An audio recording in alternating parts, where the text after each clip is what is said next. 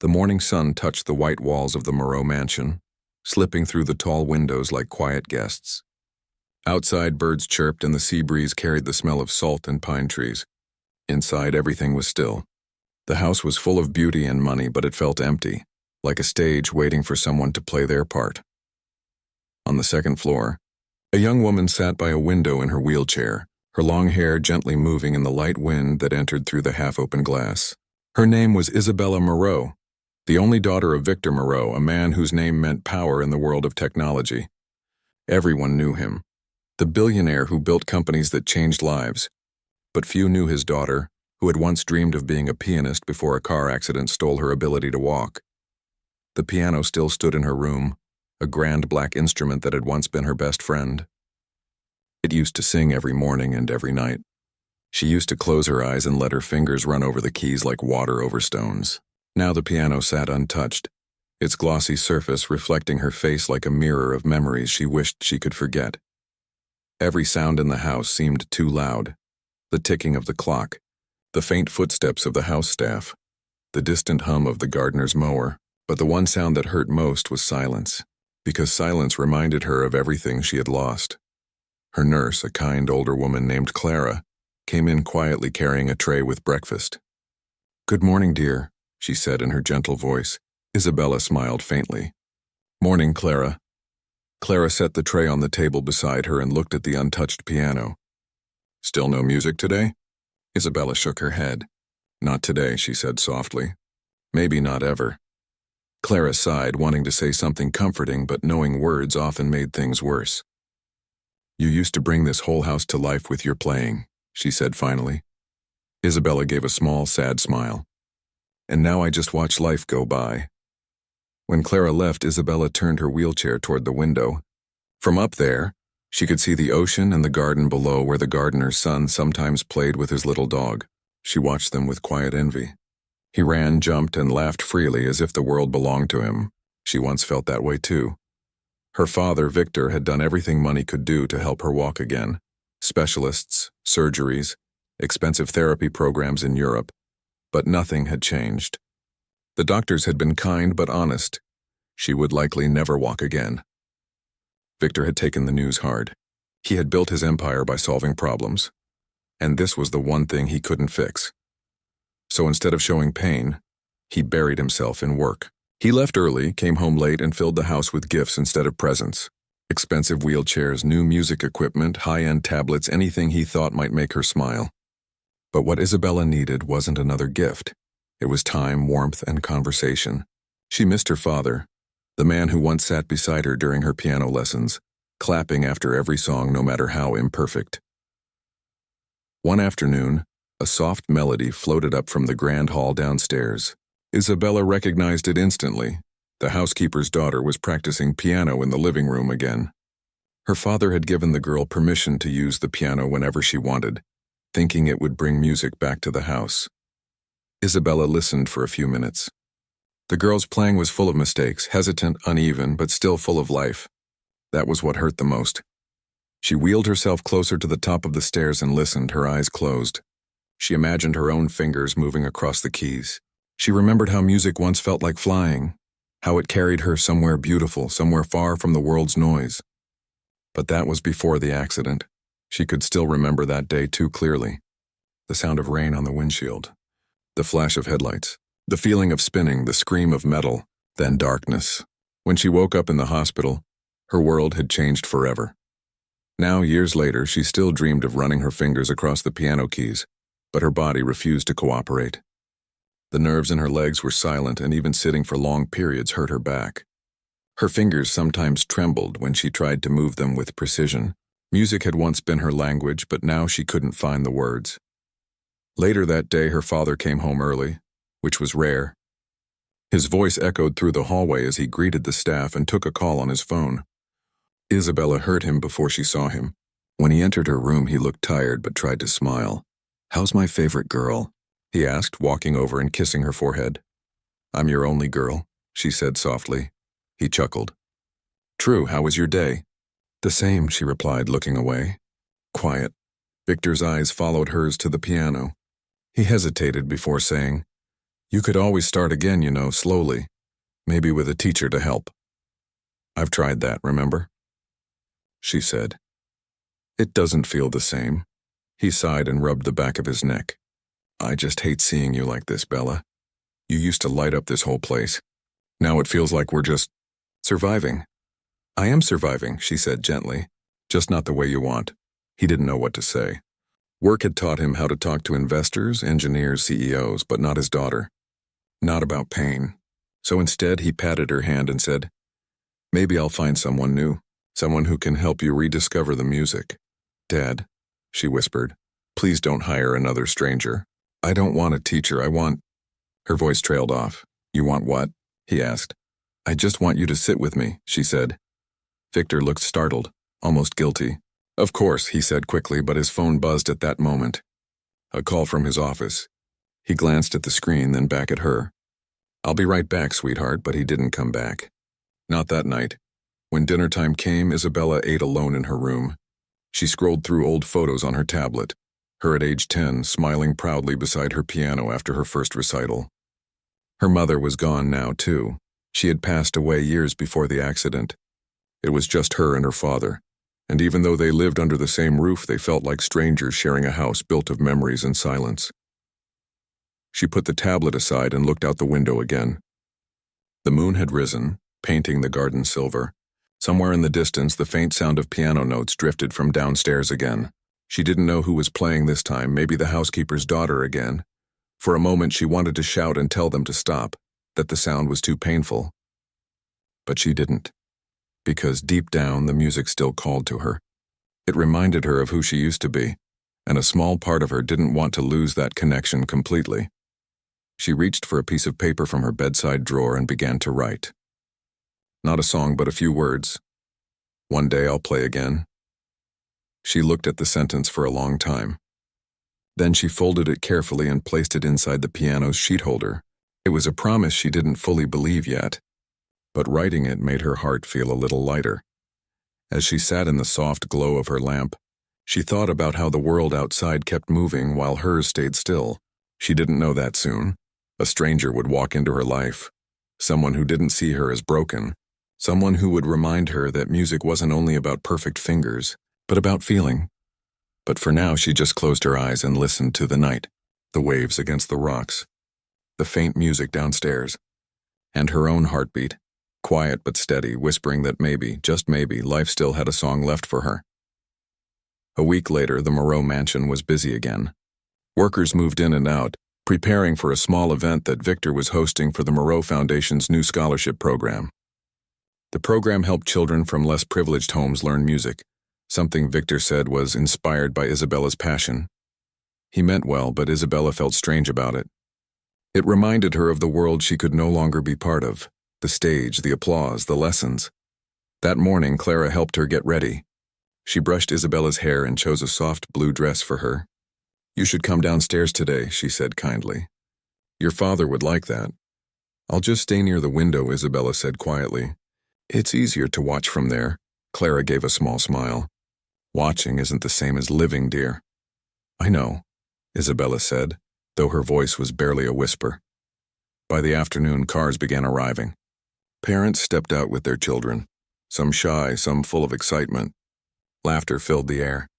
Isabella sat by the large window overlooking the garden, watching them arrive. She couldn't help but notice a man and a little girl walking hand in hand. They didn't look like the other guests. The man's clothes were plain, his shoes worn.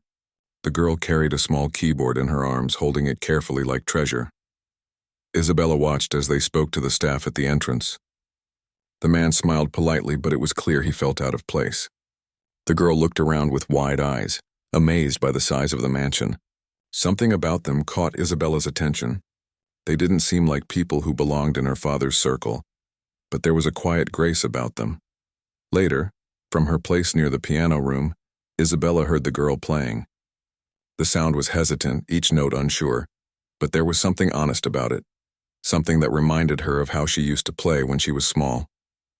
The melody wasn't perfect, but it was full of feeling. Drawn by curiosity, Isabella rolled her wheelchair closer to the doorway. From there, She could see the girl sitting at the piano and the man standing beside her, gently guiding her hands. "Try again," he said softly. "Don't rush. Let your hands breathe." The girl nodded, biting her lip in concentration, and played again. The man smiled proudly when she got it right. For the first time in a long while, Isabella found herself smiling too. She didn't know these people, but the scene before her warmed her heart. The man must have sensed her presence because he looked up and met her eyes. For a second, she felt embarrassed for watching. She tried to back her wheelchair away, but he spoke first. "Sorry if we're being too loud," he said kindly. "She gets a little nervous when people are listening." Isabella shook her head. "No, please continue. You played beautifully," she said to the girl. The little girl blushed and said shyly, "I still make a lot of mistakes." "That's how music works," Isabella said. "You play, you make mistakes, and one day they turn into something beautiful." The man smiled. "That's good advice. Maybe I should write that down." Isabella smiled back. "I used to play a lot," she said softly, glancing at the piano. He nodded slowly. "Used to?" "Yes," she replied. "A few years ago. I had an accident. I can't play the same way anymore." There was silence for a moment, not the awkward kind, but the kind that carried understanding. The man didn't look at her wheelchair or pity her like others did. He simply nodded as if he understood what it meant to lose something you loved. "My name's Ethan," he said after a moment, "and this is my daughter Lily. She's trying for the foundation scholarship." "I'm Isabella," she replied. "My father runs the foundation." Ethan's eyebrows lifted slightly. "Ah, then we owe you a thank you. It's a wonderful thing your family is doing." She shook her head. "It's my father's idea. I just watch. Watching isn't nothing," he said. "Sometimes it's how people find their way back." His words stayed with her long after he and Lily left the room. That night, when the guests had gone, Isabella wheeled herself to the piano and opened the lid. She placed her hand gently on the keys. The touch felt both familiar and foreign. She pressed one note, soft, trembling, and it echoed in the empty hall. She tried another note, then another, forming a small, uncertain melody. Her fingers shook and pain tingled up her arm. But she didn't stop. For a few seconds, the silence that had haunted the house seemed to fade. Then her hand slipped and frustration filled her eyes. She let out a quiet sigh and closed the piano again. "Maybe he's wrong," she whispered. "Maybe I can't find my way back." The next afternoon, when Clara brought her lunch, she found Isabella staring out the window again. "Are you thinking about yesterday?" Clara asked gently. "About that man and his daughter," Isabella said. "They seem so real, not like everyone else who comes here." Clara smiled. "Maybe because they came with heart, not pride." Later that week, Isabella saw them again. They had come back for the next round of scholarship auditions. This time she didn't watch from the window. She asked Clara to take her to the music room. Ethan greeted her warmly. "Good to see you again," he said. "Lily's been practicing all week." Lily giggled shyly. "I even played at school, but everyone laughed when I messed up." "Then they didn't understand music," Isabella said softly. "Music isn't about being perfect. It's about feeling something," Ethan nodded. "That's exactly what I keep telling her." When Lily began to play, Isabella watched closely. She could see where the little girl struggled. Her rhythm was uneven, her left hand too stiff. Gently, she said, "Can I show you something?" Lily looked up eagerly. "Yes, please." Isabella wheeled closer to the piano. With effort, she lifted her right hand and placed it on the keys. "See this?" she said. "Play softer here, like you're whispering. Then louder here, like you're telling the world something important." Lily followed her instructions and the melody began to flow more naturally. Ethan watched quietly, his eyes full of gratitude. "You're a good teacher," he said. "I'm not a teacher," Isabella said. "I'm just someone who misses music." "Maybe that's why you're good at it," he said. "Because you understand what it means to lose it."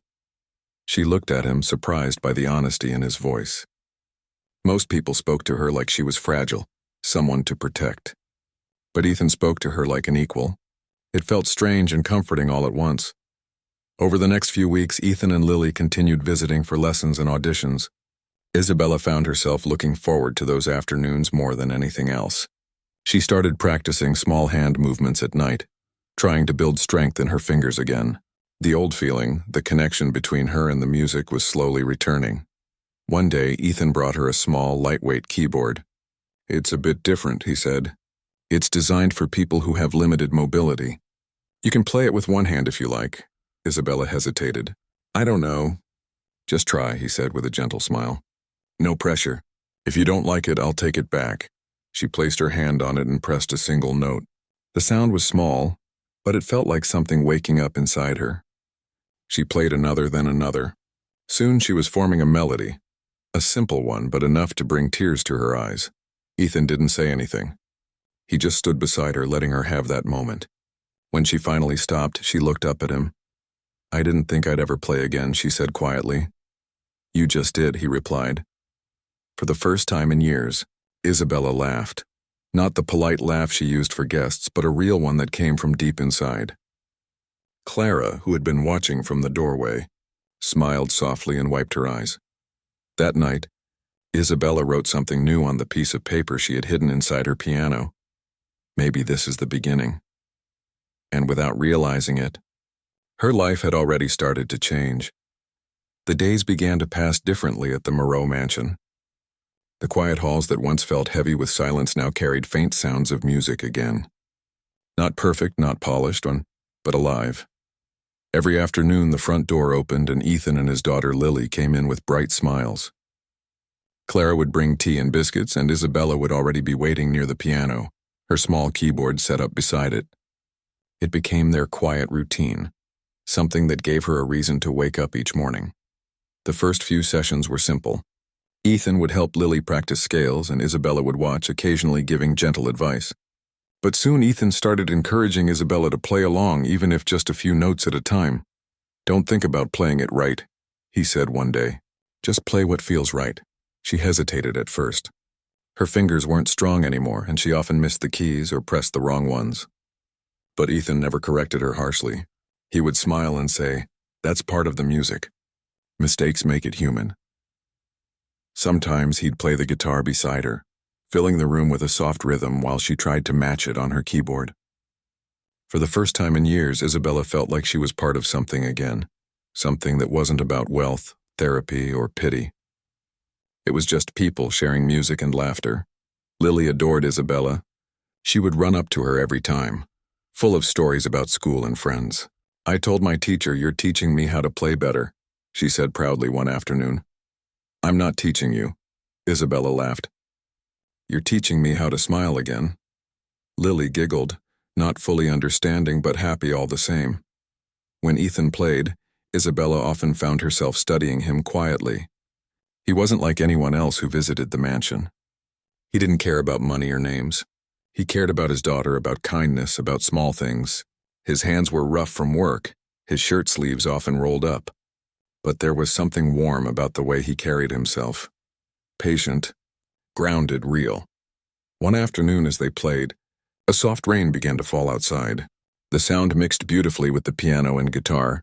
Lily was humming softly, lost in the rhythm, and Isabella closed her eyes, letting the moment sink in. "This," Ethan said quietly after they finished. "This is what music is supposed to feel like. It's not about skill. It's about being here," she nodded. "I'd forgotten what that felt like." He looked at her for a long second and said, "Then maybe it's time to remember." The next day, Victor came home earlier than usual. As he stepped inside, he froze. From the living room, he heard the faint sound of piano and guitar and a laugh that he hadn't heard in years. His daughter's laugh. He followed the sound quietly and stopped at the doorway. Inside, he saw Isabella sitting at the small keyboard, her face glowing as she played beside Ethan and Lily. The sight filled him with surprise and confusion. "Bella?" he said softly. The music stopped. Isabella turned, startled. Ethan stood up politely, sensing the tension. "Dad?" she said, trying to keep her voice calm.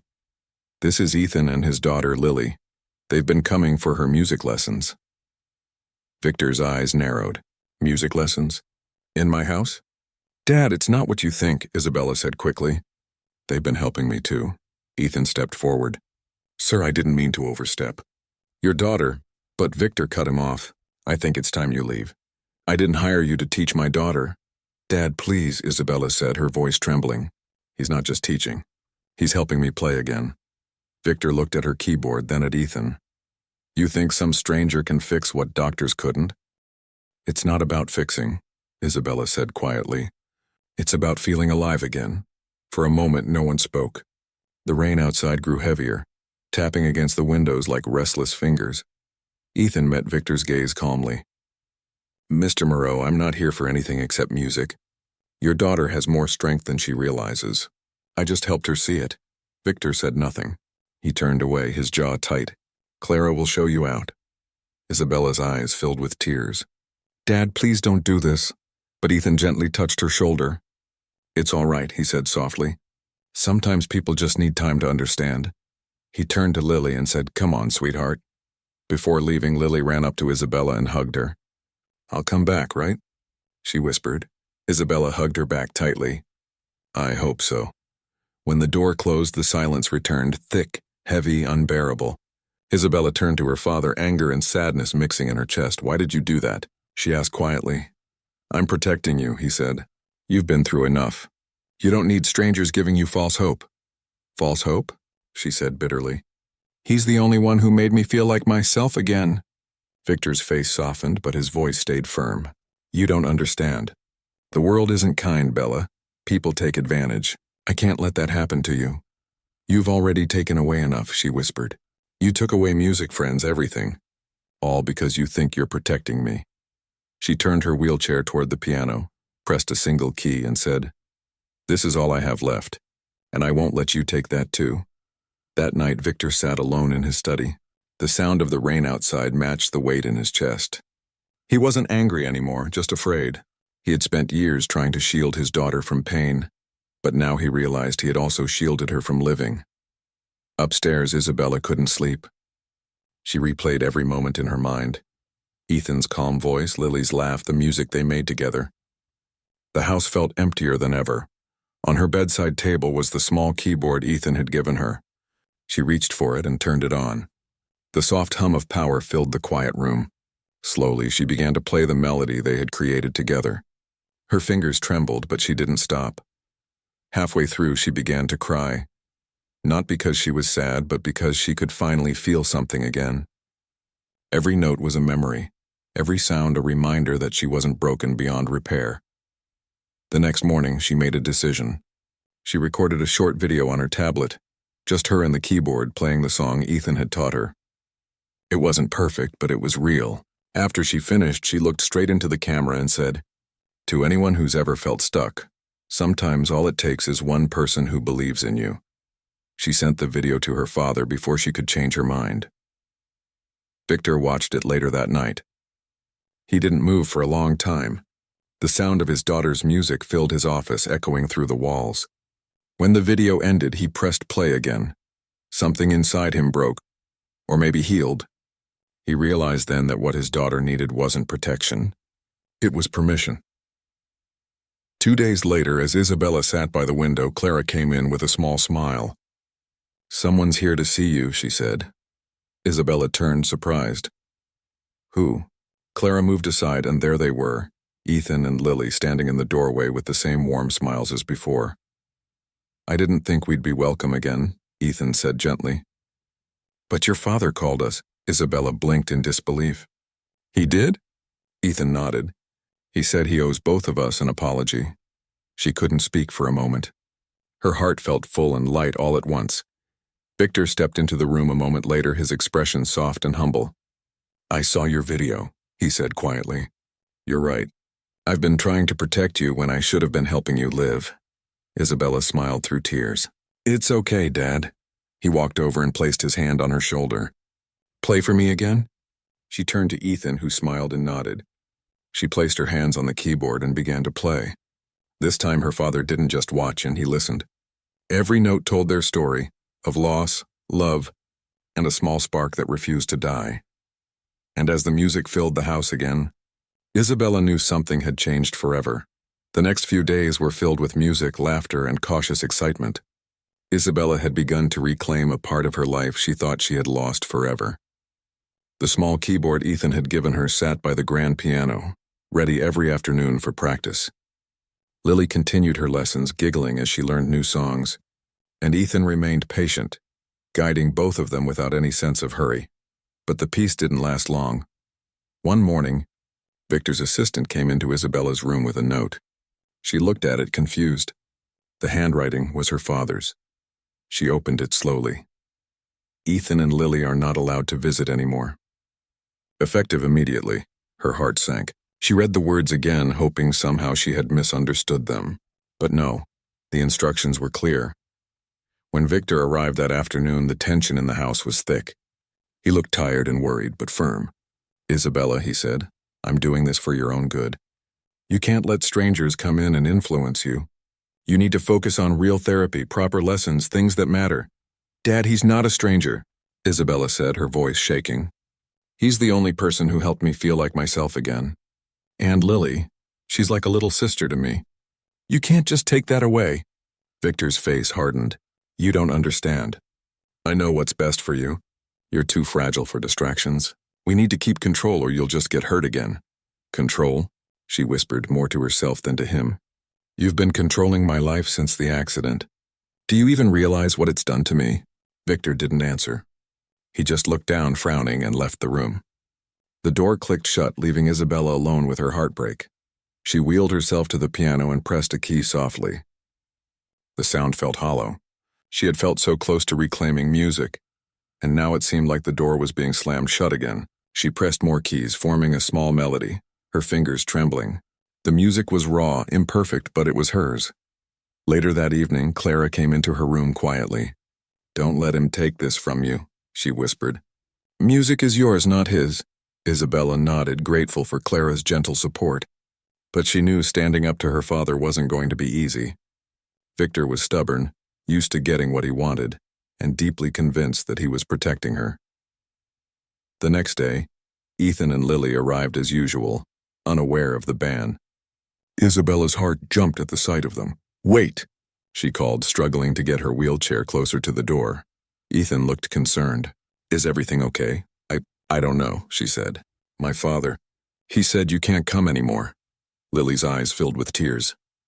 "Why?" she asked, her small voice trembling. "It's complicated," Isabella said gently. She turned to Ethan. "I don't want to lose this. I need your help." Ethan thought for a moment, then nodded. "We'll figure something out. Don't worry." That evening, Isabella made a decision. She couldn't just wait for her father to change his mind. She needed to show him why this mattered. Why music mattered. Not for fame, not for pride, but for her life. For her spirit. The next morning, she asked Clara to help her set up a small performance in the living room. It wasn't grand, just her keyboard, Ethan's guitar, and Lily's small voice. But it was enough to show her father the truth. When Victor entered, he looked skeptical. "What is this?" he asked. "Just listen," Isabella said softly. "Please," she began to play. The notes were shaky at first, but soon a melody filled the room. Lily hummed along, and Ethan added a gentle guitar rhythm. It wasn't a perfect performance, but it was alive. Every note carried emotion, every sound a reminder of the person she used to be. Victor's expression softened, but his lips pressed tightly together. He didn't speak, just watched. When the song ended, the room was quiet for a moment. Then Isabella looked at him and said, "Do you hear me, Dad? This is who I am. Not broken, not fragile, just alive." Victor swallowed hard. He had thought he was protecting her, but the truth was staring him in the face. He had underestimated her courage, her determination, and the power of something as simple as music. Ethan stepped forward gently. "Mr. Moreau, your daughter doesn't need protection. She needs permission to live again. I'm just here to guide her." Victor looked at him, studying his calm, sincere expression. Something in him shifted. He realized that in his fear he had been selfish. He hadn't been protecting her. He had been holding her back. He started, then stopped. Words were hard to find. He finally said, "I see now, I've been wrong." Isabella's eyes filled with tears. She had waited so long for him to understand. "It's not too late," she said softly. Victor nodded slowly. "I want you to keep playing. Keep learning. Keep feeling." A smile spread across her face, fragile but bright. "Thank you," she whispered. Over the following weeks, Victor slowly let go of his fears. He still worried, still hesitated at times, but he allowed Ethan and Lily to continue their visits. Isabella practiced every day, slowly regaining strength in her fingers. She and Ethan began experimenting with small duets, Lily singing along while Isabella played simple melodies on her keyboard. The mansion, once silent and heavy, began to hum with music again. The halls carried laughter, the rooms carried songs, and the air itself felt lighter. Isabella's confidence grew with every note. She discovered that music wasn't about perfection. It was about emotion, about expression, about sharing a piece of yourself with the world. One evening, Ethan brought a new challenge. "Try playing a song with both hands," he said gently. "You've been doing so well with one. It's time to stretch a little." Isabella hesitated, remembering the pain in her hands and arms, but she trusted him. Slowly, carefully, she placed both hands on the keyboard. At first the notes were clumsy, uneven, but she persisted. Ethan played alongside her, guiding without judgment, and then it happened. The melody began to flow naturally. Her hands moved together in harmony, producing something she hadn't thought possible. Tears sprang to her eyes, not from pain but from triumph. Victor, who had been standing quietly in the doorway, stepped forward. He watched in awe, realizing that the daughter he had feared to let live was finding herself again, stronger than ever. "You've done it," he whispered, barely audible. "I did it," she said, smiling through tears. "And you helped me see that I could." Victor didn't reply. Words weren't needed. The music said everything that words couldn't. That night, Isabella wrote a new promise on the piece of paper she kept hidden inside her keyboard. "I will never let fear take my music again. I will play, and I will live." It was a simple sentence, but it carried the weight of years of silence, loss, and longing. And with every passing day, she felt stronger, freer, and more alive. She had learned that sometimes people try to protect you in the wrong way, thinking fear is love. But real love, real care is letting someone grow, letting them feel and letting them live fully, even if it means stepping back. Music had returned to the mansion. It wasn't just sound, it was life. And Isabella, once paralyzed and silent, was now at the center of it, leading not with fear, but with courage and heart. She had Ethan and Lily by her side, her father learning to trust, and herself rediscovering the joy that had once seemed lost forever. For the first time in years, the future felt open, bright, and full of possibility. The day of the charity event arrived quietly, almost like the calm before a storm. Isabella sat in her wheelchair, her hands resting gently on the small keyboard. The hall was filled with people, some curious, some skeptical, and a few who had already heard of the young woman who had returned to music after her accident. The bright lights reflected off the polished wooden floor, casting patterns that danced in rhythm with the soft hum of conversation. Ethan and Lily arrived early, their presence grounding her. Lily ran up and hugged Isabella tightly. "I'm going to cheer so loud," she whispered, her small voice full of excitement. "You always do," Isabella said with a smile. She adjusted the keyboard, took a deep breath, and closed her eyes for a moment. The music inside her had been quiet for so long, but now it was ready to come alive. Victor was in the front row. He had spent the past weeks learning how to let go, how to trust, and how to support his daughter without controlling her. He was nervous, unsure of how the audience would react. But he knew this moment was important. More than the applause, this was about Isabella reclaiming herself. The event began with speeches, awards, and introductions. Isabella waited patiently backstage, feeling a mix of fear and excitement. Clara had been by her side the entire time, offering quiet encouragement. Finally, it was her turn. The stage was small but elegant, with the grand piano on one side and her keyboard positioned nearby. She wheeled herself to the center, her heart pounding. She could feel the audience's eyes on her, but instead of panic, a strange calm washed over her. Ethan stepped beside her, holding his guitar, while Lily sat quietly, humming a soft tune. Isabella took a deep breath and placed her fingers on the keys. The first note was soft, almost hesitant. Then she pressed another and another until a melody began to flow. It wasn't perfect. Some notes wobbled, some rhythms faltered, but it was full of life, emotion, and honesty. Every note told a story of struggle, courage, and determination. The audience leaned in, captivated by the vulnerability and beauty in each sound. Victor watched, holding his breath. He had expected talent, skill, and perhaps a good performance, but what he witnessed was something far more powerful: the resilience of his daughter. Halfway through the piece, Ethan joined in on guitar. The two instruments intertwined, creating harmony that filled the hall. Lily's humming added a gentle layer, soft but meaningful. Together, they created music that was more than sound. It was a message. A message that life, even when broken, could still create something beautiful. Isabella's eyes filled with tears, but she didn't stop. The music carried her beyond fear, beyond doubt, into a place she had thought she would never reach again. When the final note faded, the room was silent for a heartbeat. Then the applause began, soft at first, then swelling into a roar. People stood, clapping, cheering, and some even wiping tears from their eyes. Isabella smiled, overwhelmed by the support and love around her. Victor rose from his seat, tears glistening in his eyes. He made his way to the stage, stopping just beside Isabella. "You've done something incredible," he said, his voice trembling. "Not just the music, but everything. You've shown me what courage really means." Isabella reached out and took his hand. It wasn't a gesture of dependence, but one of connection. She had learned to trust him, and he had learned to let go. For the first time in years, they shared a moment of pure understanding. Ethan stepped forward, smiling warmly. "You've inspired all of us," he said. "Not just with music, but with your heart." Lily ran up and hugged Isabella again. "I knew you could do it," she exclaimed, her excitement contagious. The audience continued to clap, some still standing. Isabella felt a mix of relief, pride, and joy wash over her. She had faced fear, loss, and doubt, and now she had reclaimed something that was truly hers. Music was no longer a reminder of what she had lost. It was proof of what she could still achieve. After the event, people came forward to congratulate her. Some shared stories of their own struggles, thanking her for showing that it was possible to rise again after hardship. Isabella listened to each one, humbled and inspired. She realized that her music had become more than personal expression. It had become a source of hope for others. Victor stayed close, watching his daughter interact with the guests. He felt pride he had never known before, mixed with a quiet shame for all the times he had tried to shield her instead of letting her live.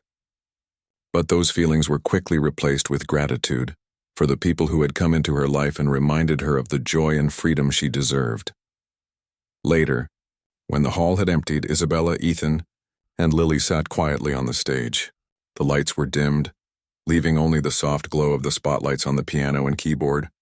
Ethan spoke first, breaking the silence. "You've come a long way," he said gently. "I knew you had it in you."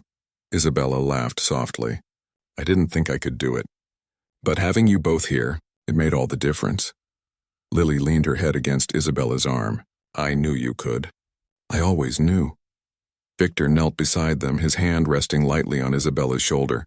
"I'll never underestimate you again," he said quietly. "You've taught me more about life than I could ever teach you." Isabella smiled. "It's easy to teach when someone is ready to learn." That night, after everyone had left, Isabella wheeled herself to the window and looked out at the quiet mansion grounds. The moon reflected on the sea, the waves whispering softly against the shore. She thought of how far she had come, the accident, the years of silence, the fear of never playing again, and how one person and one small girl had helped her find herself again. She placed her hands on the keyboard and played a few simple notes. The sound was gentle, intimate, and full of promise. She realized that music wasn't just about performing or being perfect. It was about living, feeling, and sharing pieces of herself with the world. Her father came in quietly and watched her. He didn't interrupt. He just observed, silently proud, knowing that his daughter had found her voice again. The next morning, Isabella received a message from a young girl in the audience of the charity event. She had been struggling with her own challenges and had been inspired by Isabella's performance.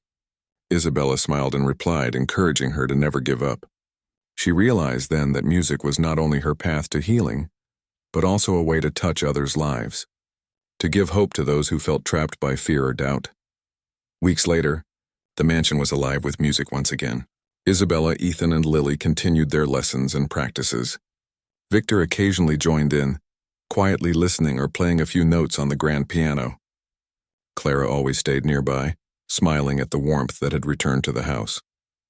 One afternoon, Isabella and Ethan sat together, experimenting with a new melody.